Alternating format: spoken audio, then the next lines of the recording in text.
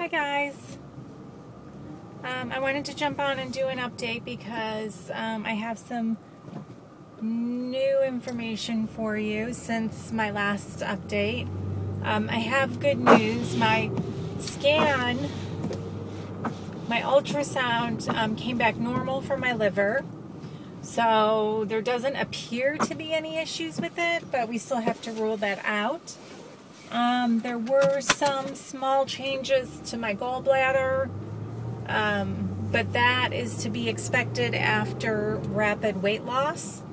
You can have that happen. So people who do gastric bypass or any type of, even women who have babies sometimes, if you lose weight pretty quickly afterwards, you can have changes to your gallbladder and maybe have gallstones and things like that. So that I'm not concerned about. I went to, actually my doctor suggested that I go see a GI specialist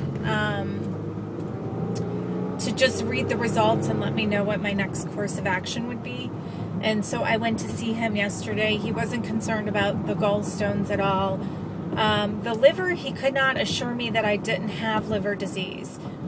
We don't know why I tested positive for the M2, but my liver enzymes are normal. They're actually on the low end of normal. And, but yet, you know, it's contradictory information. It just doesn't necessarily make sense that that test is positive, but everything else looks fine. So I asked him if he could assure me that I didn't have liver disease because I wanted to proceed with the IVF treatment. And he said the only way to know for sure is to do the biopsy, which even that is not 100% accurate, because if they tap into a piece of your liver that doesn't happen to have issues, then, you know, it could come back as a false negative.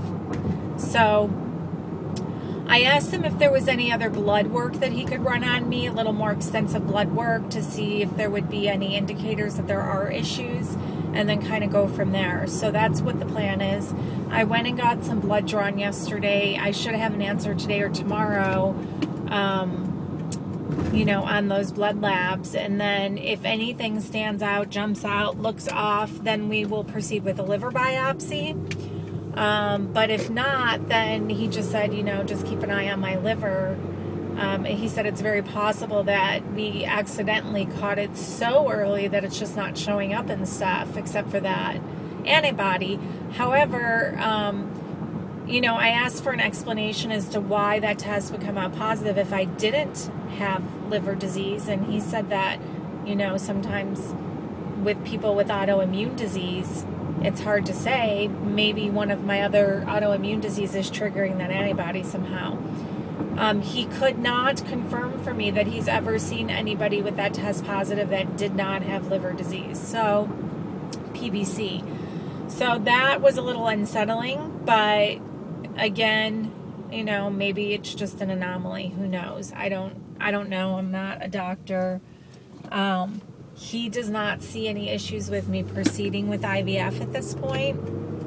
So I guess that I'm just going to trust his medical opinion. If these next round of blood labs come back and there's nothing, then, you know, I'll just keep an eye on my liver and kind of go from there. So the plan right now, unless something comes up in the next day or two with these blood labs, the plan is that we are proceeding with IVF, and we'll just keep a watch on my liver and see if we can find out what is causing those elevated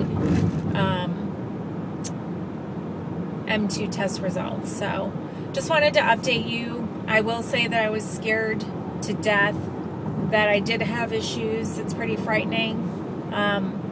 You know, a gallbladder I can work on. I'm going to do a cleanse as soon as I finish this last round of my HCG and just clear it out. But, you know, even if I couldn't, I could live without it. I can't live without my liver, and that was kind of frightening. So just hoping for the best at this point. I think everything's going to be okay. So that's my update. I will talk to you guys again soon as I get those blood tests back. Bye.